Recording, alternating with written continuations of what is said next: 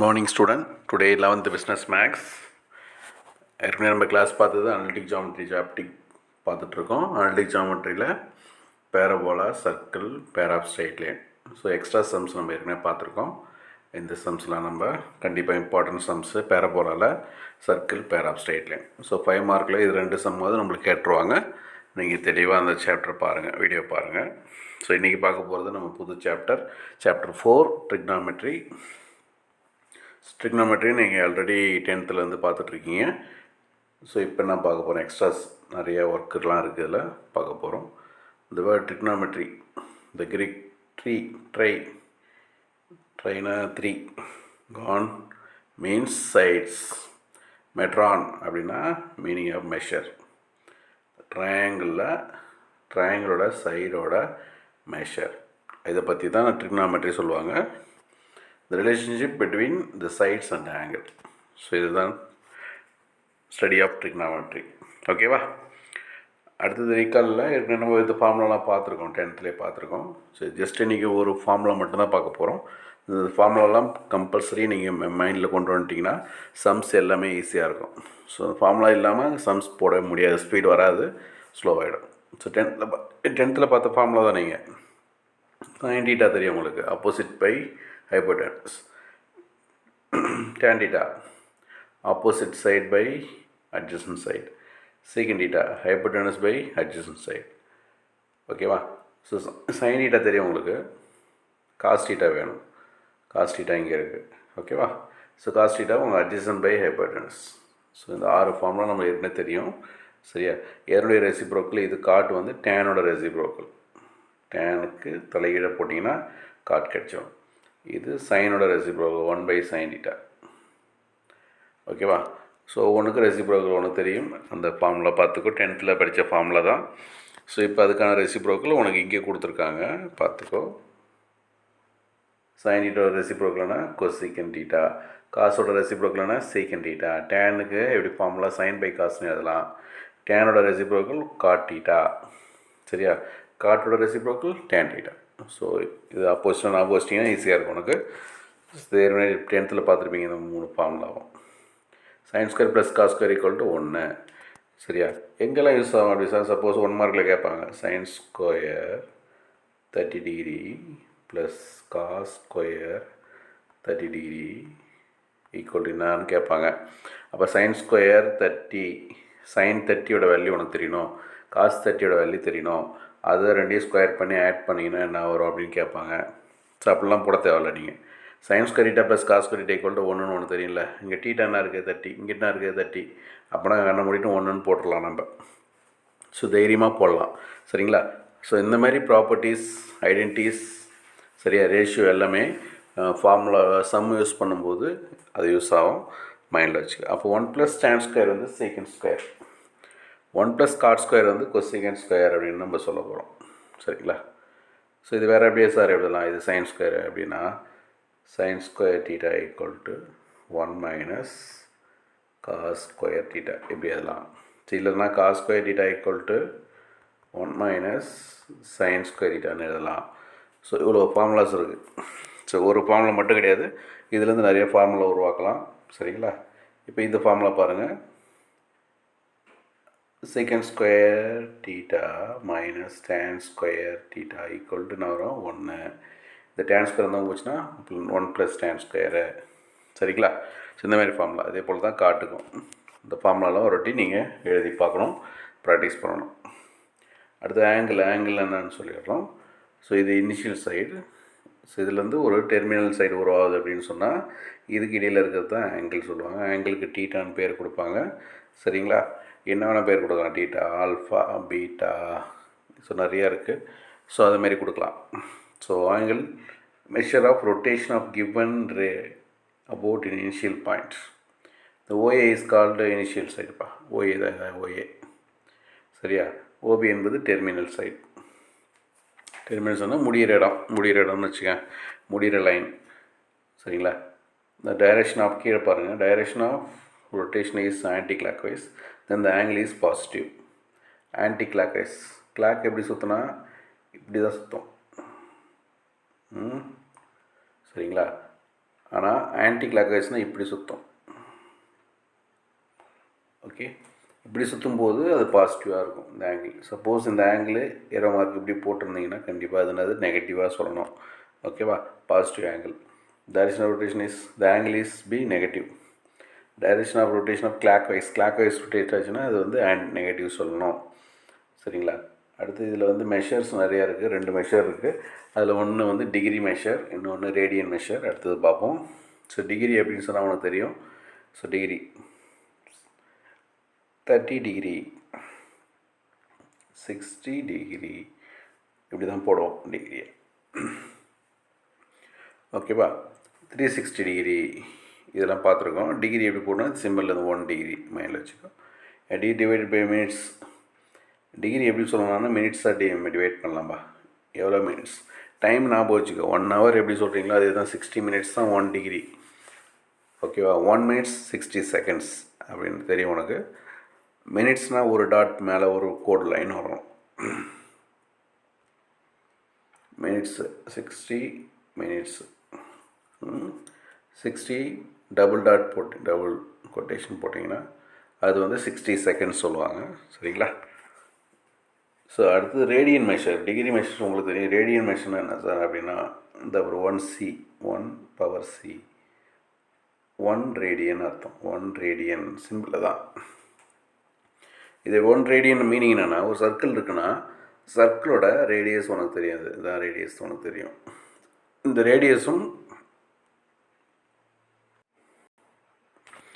ரேடியஸும் இந்த ஆர்க்கு கட் பண்ணுறீங்க பார்த்தீங்களா, ஒரு பீஸா கட் பண்ணுவீங்க. நீங்கள் பீஸாவை கட் பண்ணுவீங்க. பீஸா இதான் 1 டிகிரி. அதாவது இங்கே இருக்க இப்போ 5னா இங்கேயும் 5 இருக்கணும், இந்த லென்த்தும் 5 இருக்கணும், இந்த லென்த் மட்டும். சரியா, கட் பண்ணி பீஸா எடுக்கிறீங்களா, இந்த லென்த்தும் 5 இருந்தால் அது கிடைக்கிற ஒரு ஆங்கிள் இங்கே கிடைக்கும். நடுவில் 1 சீன் இருப்பார். இந்த ஆங்கிள் பேர் தான் ரேடியன் சொல்லுவாங்க, ரேடியன் மெஷர் சொல்லுவாங்க. சரிங்களா, அதை கட் பண்ணுறது எத்தனை ரேடியன்னு முடிவு பண்ணிக்கலாம் அப்புறமா. ஸோ ரேடியன் எப்படி கண்டுபிடிக்கிறது, அதுக்கான formula length of arc by radius. அப்போ என்ன கிடச்சிடும்னா இங்கே இருக்கிற ஆங்கிள் கிடச்சிடும் அப்படின்னு சொல்கிறாங்க. சரியா, ஆங்கிள் வேணும்னு சொன்னாங்கன்னா இந்த லென்த்து பை ரேடியஸ் போட்டிங்கன்னா உனக்கு டீட்டா கிடச்சிடும். சரியா, எப்போ யூஸ் பண்ணணும்னா ரேடியன் மெஷர் யூஸ் பண்ணும்போது தான் இது யூஸ் பண்ணணும். ஓகேவா, மைண்டில் வச்சுக்கோ. அடுத்து relation between degree and radian. So டிகிரிக்கும் ரேடியனுக்கும் உள்ள வித்தியாசம் நான் அப்படி பார்ப்போம். 2π ரேடியன் அப்படின்னு சொன்னால் 360 டிகிரி. 2πனா எவ்வளோ சொன்னுங்க, 360. 2πயில் பாதி எவ்வளோ, பை 360ல் பாதி எவ்வளோ, 180. அப்போ பை எங்கேயாவது பார்த்தீங்கன்னா 180ன்னு போட்டுக்கலாம். 2π எங்கேயாவது பார்த்தீங்கன்னா 360 டிகிரின்னு போட்டுக்கலாம். பையில் பாதி எவ்வளோ, π/2. 180ல் பாதி எவ்வளோ, 90. இப்போ π/2 அப்படின்னா 90 டிகிரி. சரிங்களா, இதுமாரி குறைச்சிட்டே போகணும். இன்னொன்று அப்படியே சிம்பிளாக சொல்லிகிட்டே வரேன், கவனிச்சிக்கோ. π/4 அப்படின்னா 45 டிகிரி. π/3 அப்படின்னா 60 டிகிரி. π/6 அப்படின்னா 30 டிகிரி. 6னா 30 டிகிரி. 3னா 60 டிகிரி மைண்டில் வச்சுக்கோ. 4னா 45 டிகிரி ஞாபகம் வச்சுங்க. சப்போஸ் கொஷின் சம் போடும்போது பை ரேடியன் வந்து 180. அப்போ 1 ரேடியன் என்ன ஆகும் அப்படின்னா இந்த பை வந்து கீழே போயிடும்.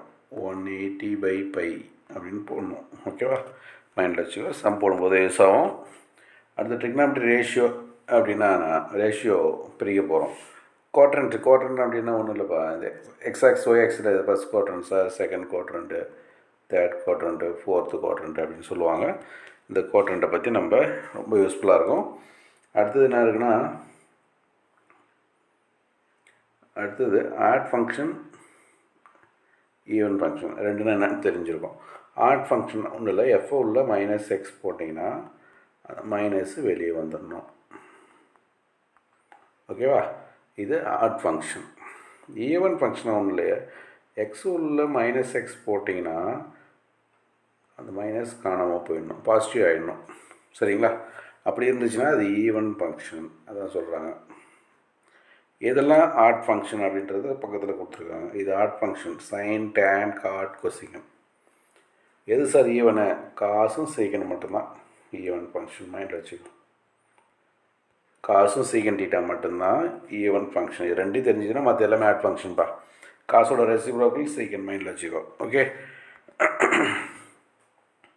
அடுத்த குவாட்ரண்ட் பார்த்தீங்கன்னா first quadrant, second quadrant, third, fourth தெரியும் உங்களுக்கு. இதில் வந்து எல்லாமே பாசிட்டிவாக இருக்கும்பா.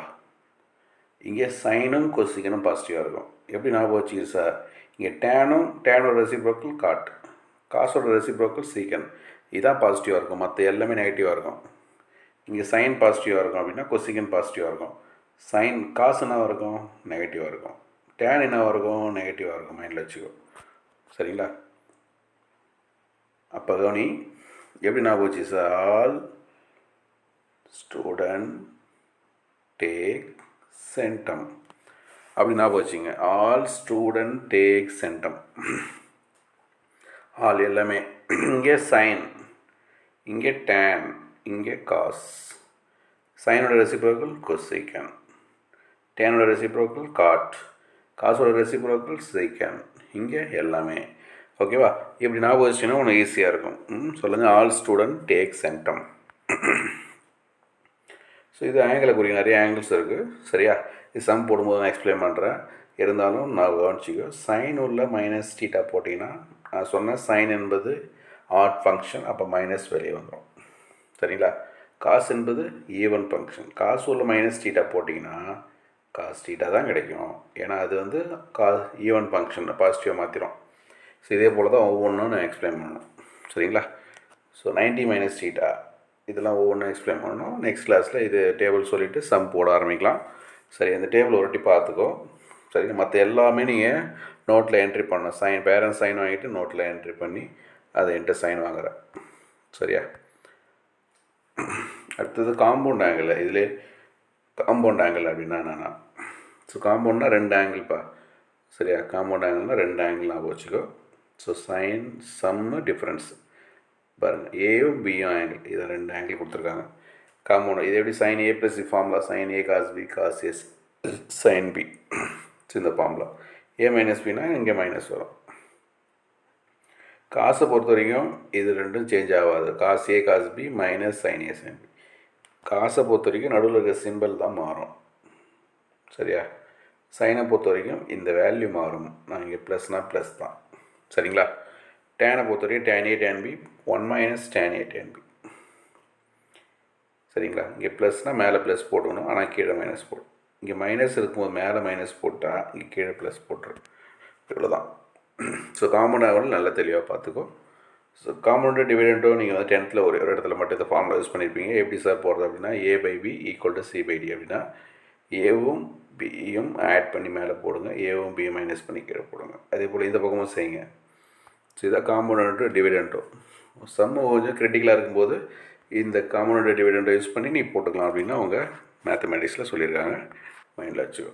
ஸோ இன்றைக்கி பார்த்து நம்ம வந்து ட்ரிக்னாமெட்ரியில் ஆங்கிள், டிகிரி, ரேடியன் ஃபார்முலாஸ் நிறைய பார்த்தோம். ஸோ காம்பவுண்ட் ஆங்கிள் பார்த்துருக்கோம். சரியா? இதெல்லாம் ஜஸ்ட்டு ரீகால் பண்ணிகிட்டே இருக்கணும். என்ன காரணம்னா லைஃப் லாங், அதாவது இன்ஜினியரிங் போகிற வரைக்கும் உங்களுக்கு வந்து இந்த ஃபார்முலாஸ்லாம் யூஸ் ஆகும். சரிங்களா? இப்போ 2 ஆங்கிள் கொடுத்துருக்காங்க. சைன், ஓகேவா? இப்போ 60 டிகிரி பிரிக்கணும் அப்படின்னு சொன்னால் எப்படி பிரிக்கலாம்? சைன் 30 டிகிரி ப்ளஸ் 30 டிகிரி, இல்லை 20 ப்ளஸ் 40 அப்படின்னு பிரிக்கலாம். ஸோ இந்தமாரி ஃபார்முலா யூஸ் பண்ணி போடலாம். சரிங்களா? வேல்யூ கண்டுபிடிக்கும் போது இங்கே ஒரு இடத்துல யூஸ் ஆகும். சரிங்களா? ஸோ ஈவன் ஆட் ஃபங்க்ஷன் கேர்ஃபுல்லாக நீங்கள் ஒர்க் பண்ணணும். ஸோ குவாட்ரண்ட் என்ன இருக்குதுன்னு பார்க்கணும். இதில் இருக்க எல்லா ஃபார்முலாவும் எழுதணும். இதில் இருக்க எல்லா ஃபார்முலாவும். சரிங்களா? இது ஒவ்வொன்றுக்கும் ஃபார்முலா இருக்குது. இதில் அடுத்து என்ட்ரி பண்ணணும், டயக்ராம் போடணும். ஸோ பேரண்ட்ஸ் சைன் வாங்கி இது ஒரு வாட்டி பார்த்துட்டு அதுக்கப்புறம் பார்க்காம எழுதி பாருங்கள். சரி, இதில் இருக்கிற ஃபார்முலா எல்லாமே. சரி, ஸோ உங்களுக்கு நாளைக்கு என்ன ஒர்க்குனா எல்லாமே ஃபார்முலா மட்டும்தான் நீங்கள் எழுத போகிற. அதுவும் பேரண்ட்ஸ் சைன் வாங்கி. ஸோ இதை நீங்கள் பார்க்குறீங்கன்னு சொன்னால் வீடியோவை ஸ்டாப் பண்ணிவிட்டு இதை வந்து ஒரு வாட்டி லெஃப்ட் சைடு மட்டும் எழுதிட்டு ரைட் சைடு நீங்களே தான் எழுதணும். சரிங்களா? அதே போல் இது லெஃப்ட் சைடு எழுதுறீங்க, ரைட் சைடு நீங்கள் எழுதுங்க. அதே போல் இந்த ஃபார்முலாவை இதே போல் லெஃப்ட் சைடு எழுதிட்டு ரைட் சைடு எழுதுறீங்க. சரிங்களா? அதே போல் ஒவ்வொன்றா எழுதுறீங்க. தேங்க்யூ.